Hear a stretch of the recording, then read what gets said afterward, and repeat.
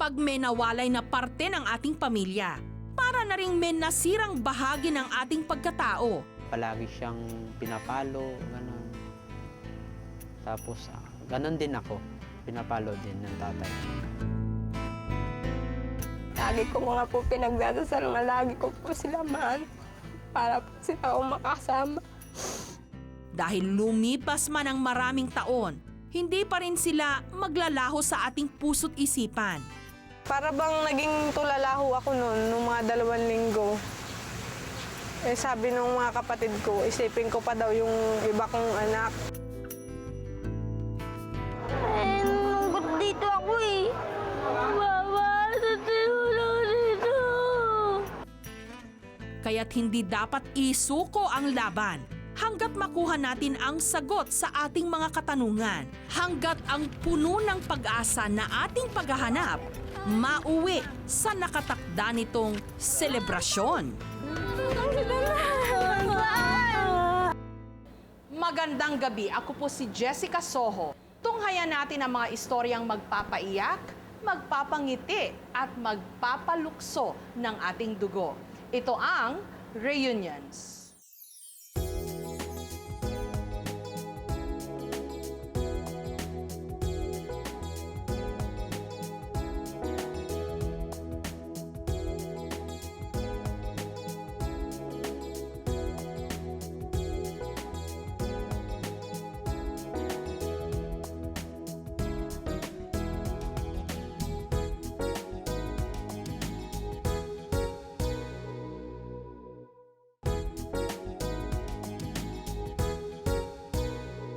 Dinarayo ang Paite sa Laguna dahil sa ganda ng mga pambatong produkto nitong wood carvings.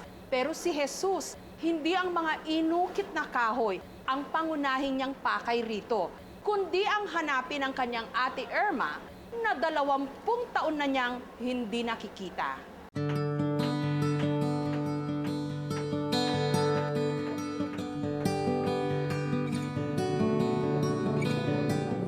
Carving capital of the Philippines. Ito ang Paete, Laguna. Numero 1 pagdating sa paglilok ng samut-saring mga dekorasyon at kagamitan na yari sa kahoy.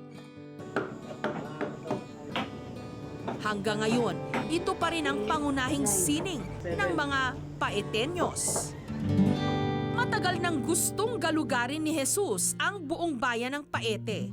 Hindi para pakyawin ang pinakamagagandang handicraft sa bayang ito, kundi para lutasin ang isang misteryo sa buhay ng kanilang pamilya.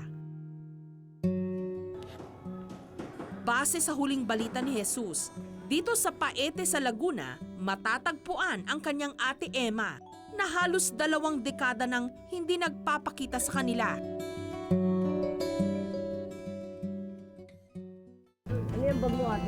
Taong 1992 raw nung lisanin ng kanyang ate Irma ang Bacolod upang lumuwas pa Maynila. Kasi maliit pa ako yun, hindi ko na alam kung ano nangyari. Ang alam ko lang, ang sabi niya sa akin na pagpunta niya ng Maynila, hindi na siya babalik. Yun ang sabi niya. Baka nagtampo sa tatay namin. Ang mabigat na kamay raw ng kanilang ama ang nakikitang rason ni Jesus, kaya umalis sa kanilang poder ang kanyang kapatid. Kasi naalala ko palagi siyang pinapalo, gano'n. Tapos gano'n din ako, pinapalo din ng tatay ko. Matagal rin daw hindi nagparamdam ang kanyang ate. Hanggang isang araw, nakatanggap sila ng sulat mula sa kanya. Sabi niya sa akin, mag-asawa na siya. Mula noon hanggang ngayon hindi na siya nagsumulat o tumawag rin sa amin. Tsaka hindi rin siya umuwi kahit isang bisis man lang. Nawala na rin yung sulat niya. Sa 9 niyang kapatid, 2 raw ang pinakamalapit kay Jesus, ang kanyang ate Irma at ang sumunod sa kanyang si Gerson, na tulad niya, sabik nang makita ang kanilang ate. Nung umalis, mga 10 taon pala ako, bali naalala ko lang nung palaki na ako, tinatanong ko kay nanay, ba't hindi na nagsusulat yung kapatid ko?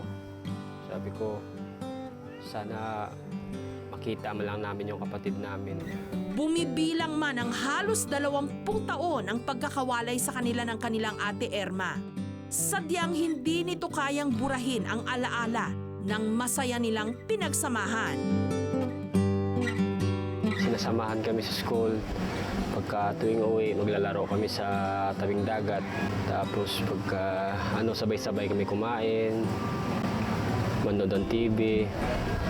Pagkatapos pag sinabi ni nanay matulog na yun, tutulog na kami lahat. Tapos kinabukasan, maglalaro na naman. Kabilang raw sa mga pinaka-importanting bilin ng kanilang ina bago ito sumakabilang buhay ay ang tungkol sa kanilang ate Erma. Masakit na maramdaman na gusto ko siyang makita. Na sabi, bilin-bilin ng nanay ko na hanapin namin dalawa.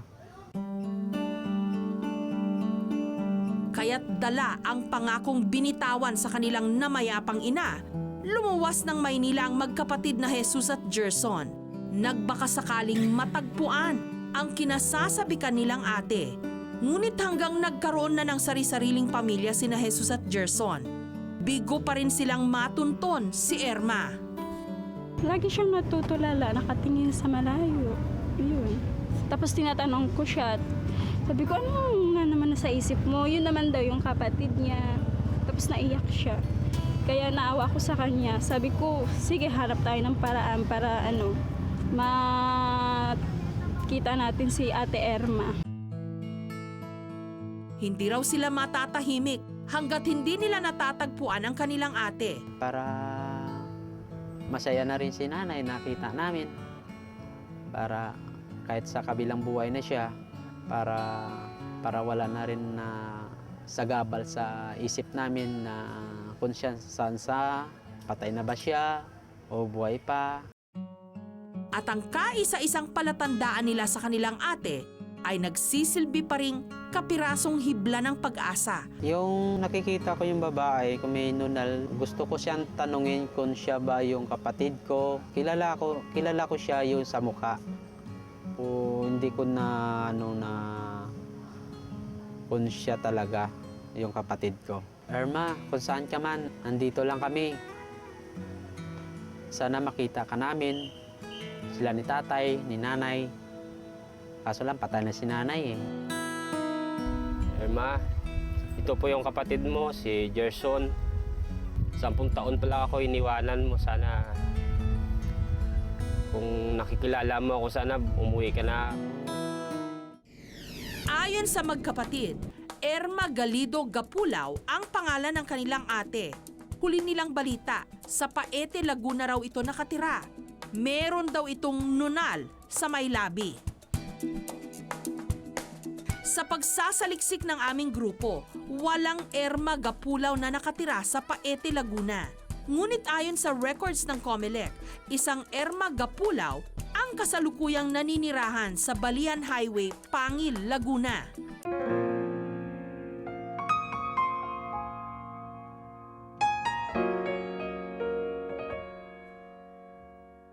Siya na nga kaya ang kapatid ni na Jesus at Gerson.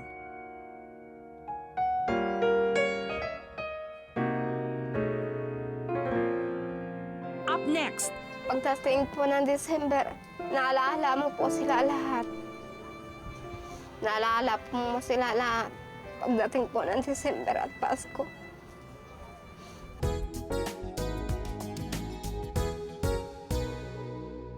sa wakas, natagpuan na namin ang hinahanap na kapatid ni Jesus na si Erma. At gaya ni Jesus, miss na rin niya ang kanyang mga kapatid. Sa nakatakda nilang pagkikita, masagot na kaya ang mga katanungang naglalaro sa isip ni Jesus tungkol sa tunay na dahilan ng paglayo ni Erma.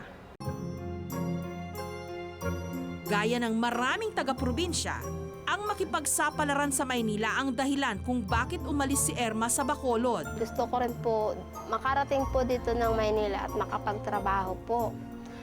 Nagpaalam naman po ako sa mga magulang ko po. Pumayag naman po sila. Kalaunan, tinangkaraw ni Erma na umuwi sa kanilang probinsya.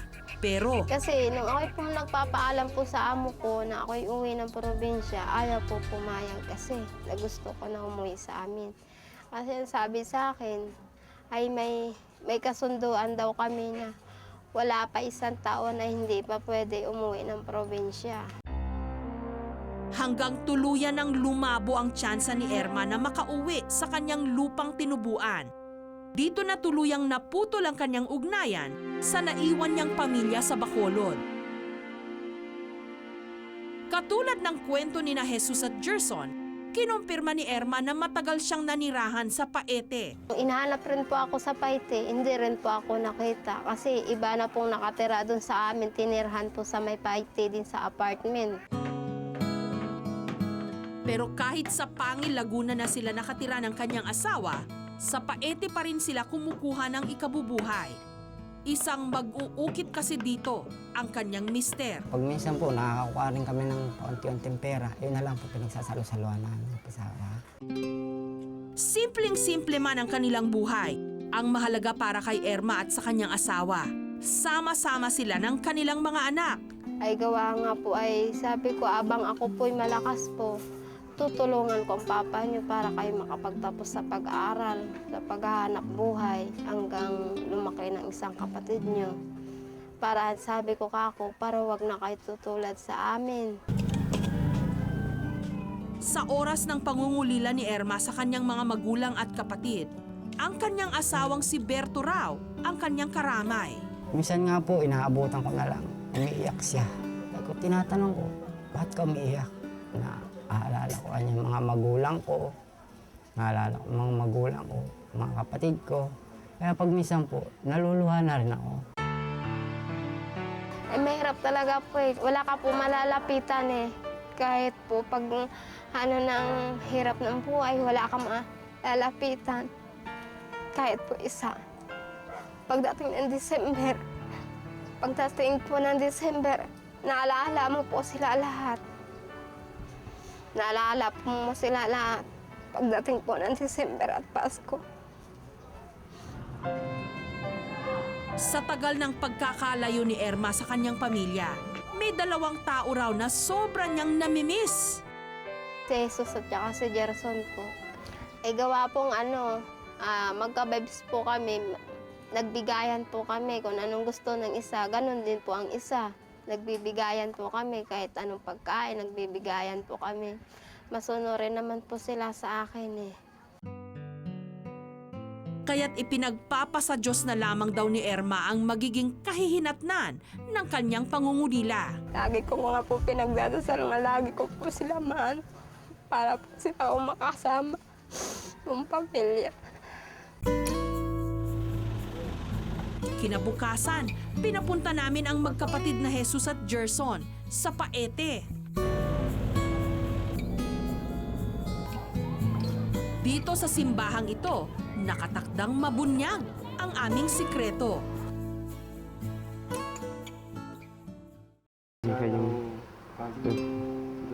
sa Paite sa pagkuwar ng ito. Tapos ng inyong paghahanap. Gusto siya namin makita eh. Ang tagal ng panahon na hinahanap namin. Kahit sulat. Ito na yata garo pagkakataon na makita ko siya. Maya-maya pa, lumapit na si Erma. Natapos na ang inyong paghahanap.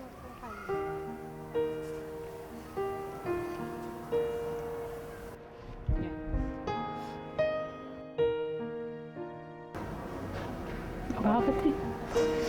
Kahit sulat man lang eh. Ang tagal mo ah. 17 years pa niya. Ako, ngayon pala ako nag-asawa, no? Saan yun? Ilaling ko eh, kamusta naman din po? Patay na si nanay, hindi mo lang kita. Eh, gusto ni nanay, pinapahanap niya eh. Wala, akong tampo doon kay tatay. Bago naman ako umalis, wala naman akong tampo doon sa bahay. Kasi ayaw nga akong payagan ng tatay magtrabaho. Gustuhan ko naman magtrabaho. Wala naman akong tampo doon. Si Gerson, inilabas ang itinatagong pagtatampo sa kanyang ate Erma. Hindi mo alam nung maliit kami, kung gaano tinanas namin. Mas matindi yung amin. Sabi mo, 10 taon, kami iniwan. Lumaki lang kami, wala kaming kapatid babae. Wala sa nagaruga sa amin, sinanay lang. Umiiyak si nanay palagi, naalala ka. Pag kami magkasakit, naalala ka kung paano ka na. Kung paano ka magtakbuhan, kakanapin. Saan umpisahan, ganun. Hindi ka man lang sumulat na kahit 2 litra lang. Tapos address, papayaran mo lang ng kahit magkano. Hindi kayong address para mapuntahan ka, dito naman kami nun. Sa puntong ito, panatag ng magkapatid na natupad na nila ang pangakong binitawan sa kanilang ina. Malaking pasalamat namin na tinulungan tayo para magkita yung kapatid namin. Masaya po ako na hindi kinaan namin ng abang buhay makita. Importante nakita namin yung kapatid namin.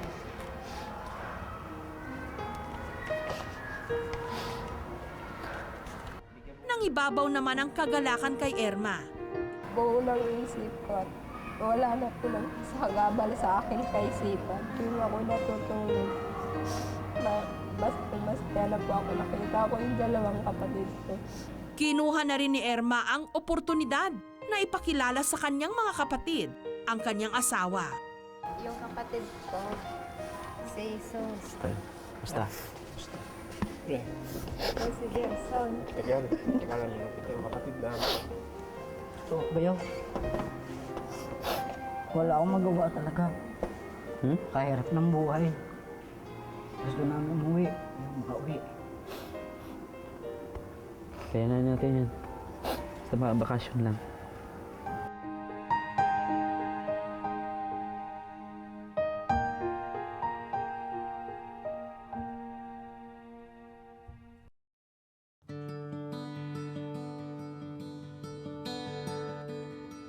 Karamihan sa atin, nakatakdang makabuo ng sari-sariling pamilya.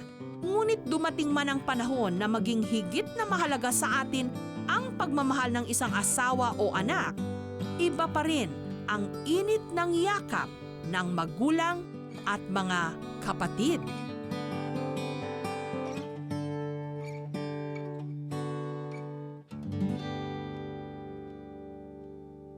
Up next, Siya po yung anak ko talaga na bago matulog, Mama, good night.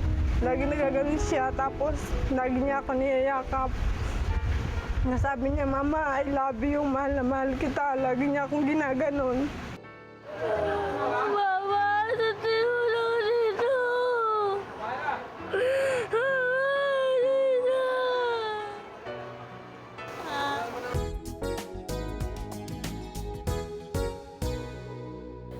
mga shelters ang isa sa mga importante naming katuwang sa aming misyon na buuin ang bawat pamilyang Pilipino.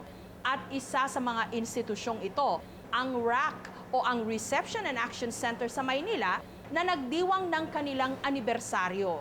Pero sa likod ng masayang okasyon, isang batang bihag ng kalungkutan, si Christian o si Tantan. Mga bata, tayo ngayon ay nagse-celebrate ng ating 34th anniversary. 34, yan! Simple at walang magarbong dekorasyon, ganito ipinagdiriwang ng Reception and Action Center o RAC sa Maynila ang kanilang 34th anniversary.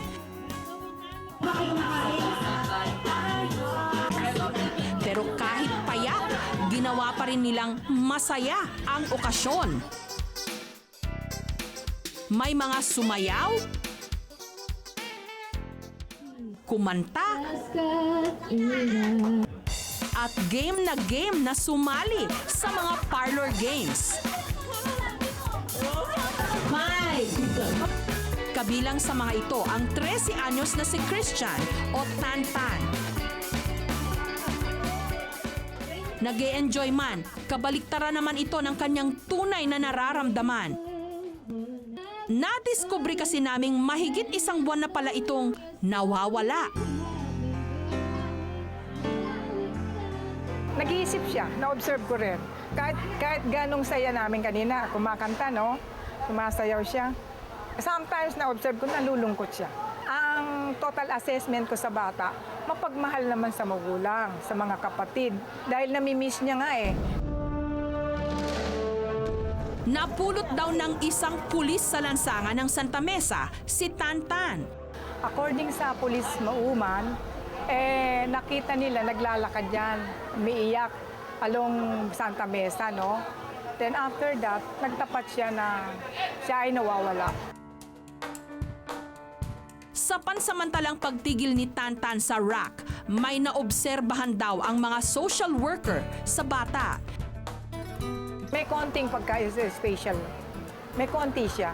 Ang manifestation niya, kuminsan, tatawa siya tapos aakap siya. Ate, ma'am, ganun ang manifestation niya. Tapos parang naghahanap siya talagang pagmamahal. Bago niya pinagtiis ang pusang loob na may handog. Sa kabila nito, napamahal na raw sa kanila ang paslit. Malambing siya. Madalas siya mang-akap, napamahal sa akin. In the way na yung approach niya malambing. I put myself as a mother also. Ganun na lang ang pakiramdam ko. Kung ang bata, mamahalin mo, walang sigurong pasaway. At gaya ng madalas naming marinig sa mga batang nawawala, ganito rin ang litanya ni Tantan.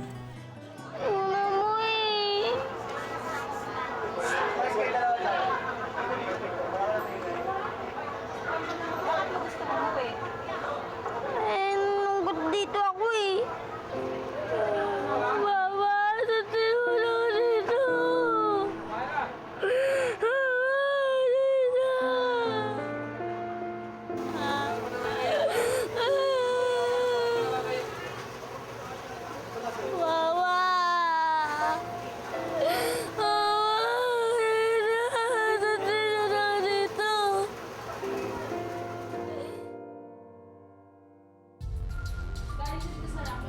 Sa ngalan ng serbisyong totoo, umaksyon agad ang aming grupo. May isang bata rito, nasa pangangalaga sa Norac, Manila, si Christian Galvez. Ura-urada naming inisa-isa ang files ng aming database. Nagbabakasakali kasi kaming sa daan-daang panawagan na natatanggap namin linggo-linggo. Isa na sa mga dumulog sa amin ang tunay na magulang ni Tantan. Hanggang nakaagaw ng aming atensyon ang file na ito. Pangalan niya James Christian Galvez. Kamukha siya nung batang nawawala. Posibleng ito na nga yun.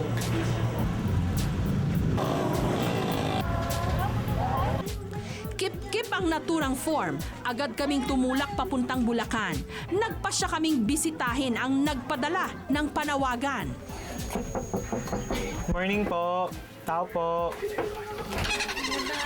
Magandang araw po. Tatanong ko lang po kung dito po nakatira si Mrs. Nelia Galvez. Dito po. Asaan po si Mrs. Nelia? Ako po yun. Kayo po yun. Ma'am, bali taga-reunions po kami. Kung naalala po ninyo, nagpunta po kayo sa amin nitong mga nakaraang buwan. Kumustahin ko lang po kung kumusta na po yung paghahanap po ninyo doon sa anak niyong nawawala. Kung nakita niyo na po ba siya? Hindi pa po eh. Hindi pa po. Bali, gano'n na po siya katagal ngayon nawawala? Bali, isang buwan at kalahati na po. Positibo, siya na nga ang ina ng batang nasa kustudiya ng RAC na si Tantan. Umaga raw ng February 20, nung huling nakita ni Nelia ang kanyang anak. Lumabas lang po ako noon eh. Nagtimpla ko lang po ng Milo yung kapitbahay namin na may sakit. Pagbalik ko po, wala na po yung anak ko. Nakita niyo ba si Tantan? Nung mismong araw na yon, halos hindi na nagkanda-ugaga si Nelia sa paghahanap kay Tantan. Hanggang nakarating na po kami ng may kawayan, ng Giginto, hanggang hanggang Malolos. Wala na po akong malaman na may dumaan pong bata. Dito rin namin nakumpirma, special child nga raw si Tantan. Sa kabila nito, yaman pa rin daw kung ituring siya ng kanyang pamilya. Yun din po ang blessing sa amin ng asawa ko kasi po siya po yung anak ko talaga na bago matulog, "Mama, good night." Lagi nagaganon siya, tapos lagi niya ako niyayakap. Nasabi niya, "Mama, I love you, mahal na mahal kita." Lagi niya akong ginaganon. Sa bawat araw na dumadaan, unti-unti na raw inaanod ang pag-asa ni Nelia na muling makita ang kanyang anak. Para bang naging tulalaho ako noon, nung mga 2 linggo. Sabi ng mga kapatid ko, isipin ko pa daw yung iba kong anak. Gayunpaman, laking pasasalamat niya na todo suporta pa rin sa kanya ang asawa niyang nagtatrabaho sa ibang bansa. Sabi po nung asawa ko, ipagpasa Diyos na lang daw po namin. Pero kung po pwede daw po, maghanap-hanap pa rin ako. Nagpe-pray na lang kaming dalawa para kumbaga maibsan yung sakit po na nararamdaman ko. Ang mga kapatid naman ni Tantan, natural lang na miss na siya. Lagi po kami magkasama. Lagi po yung pinapatawa. Bakit mo namimiss yung kapatid mo si Tantan? Matagal na po siya wala sa amin eh. Sa aming panayam kay Nelia, inalam na rin namin ang mga palatandaan niya sa kanyang si Tantan. Si James Christian alias Tantan po. At saka po yung ngipin niya bungi. Sira na po kasi ngipin nun sa harap. Tsaka po yung kamay niya, medyo nakaganon. Para bang mild stroke po. Pero naigaganon naman niya yung kamay niya. Paika-ika po ang lakad. Tan, kung nakikita mo ako sa TV, sana umuwi ka na. Mahal na mahal ka namin. At yung mga kapatid mo, si Kuya, si Tonton at saka si JJ, si Baby, nahanap ka na rin. Tsaka ang papa mo. Gusto daw niya pagbalik niya, nandoon ka na. Sama-sama tayo sa bahay. Umuwi ka na, mahal ka namin, anak. Walang duda, si Nelia na nga ang papawi sa mga luha ni Tantan.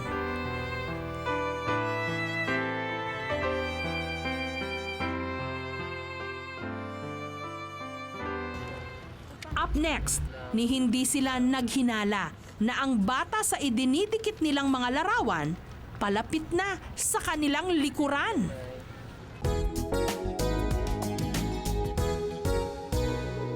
Halos kainin na ng pangamba si Nelia sa mahigit 1 buwan ng pagkawala ng kanyang anak na si Tantan. At sa araw-araw niyang paghahanap, umaasa siyang magkakaroon ito ng positibong resulta. Dumating na nga kaya ang araw na mayayakap muli ni Nelia ang kanyang si Tantan. Nung mismong araw na yon, sinabihan namin si Nelia na kukuhanan namin sila ng video habang nagdidikit na mga posters ni Tantan. Ni hindi sila naghinala na ang bata sa idinidikit nilang mga larawan palapit na sa kanilang likuran.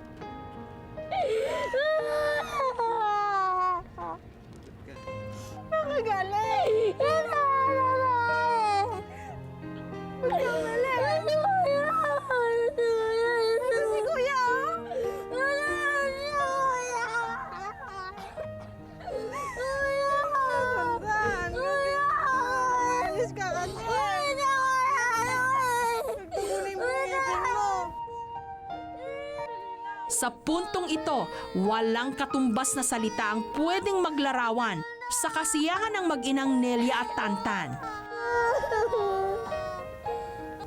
Iwan natin! Iwan mo eh! Mama! Mama! Dinala na sa atin! Mama! Dinala na kaya ako! Mama! Mama! Mama! Mama! Sasabihin mo sa akin? Sorry na! Ha? Sorry na! Sorry na? Tara na, nasabi mo. Ba't ka umalis? Ha? Wala na umalis eh. Sorry, gusto ko na umuwi. Hindi, ba't ka nga umalis? Mainit na sorry. Ha? Mainit. Mainit. Nakatuto ka nga sa electric pan na mainit pa. Hindi rin naitago ni Tantan ang kasabikan niya sa kanyang mga kapatid. Sabihin mo sa akin. Sorry na. Tapos, hindi ka na alis. Sige. Sabi po.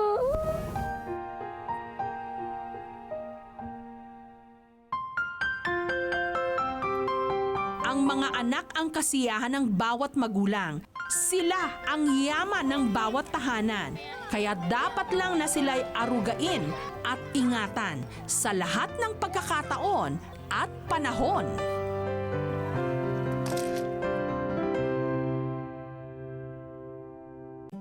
Narito ang ilan sa mga kasong inilapit sa aming programa.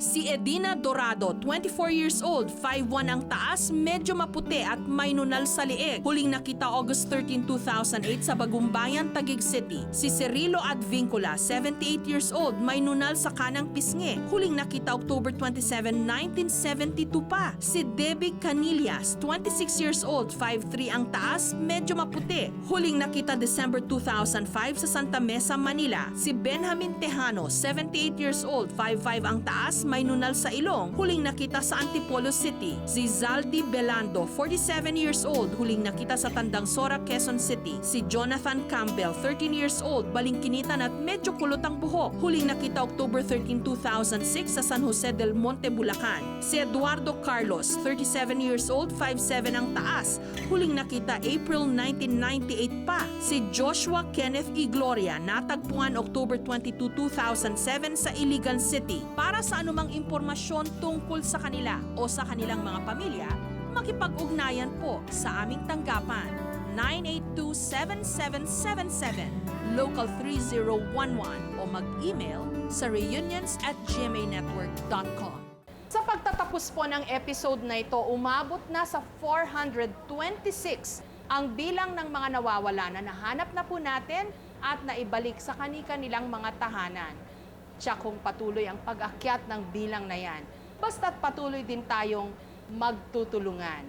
Magandang gabi, ako po si Jessica Soho. Kami pa rin ang inyong mga kaagapay sa puspusang paghahanap. Magkita-kita po tayong muli sa susunod na Martes. Dito lang sa programang naniniwalang hindi dapat mawala ng pag-asa ang mga taong nawawalan ng miyembro ng pamilya. Because the search for missing loved ones ends with reunions.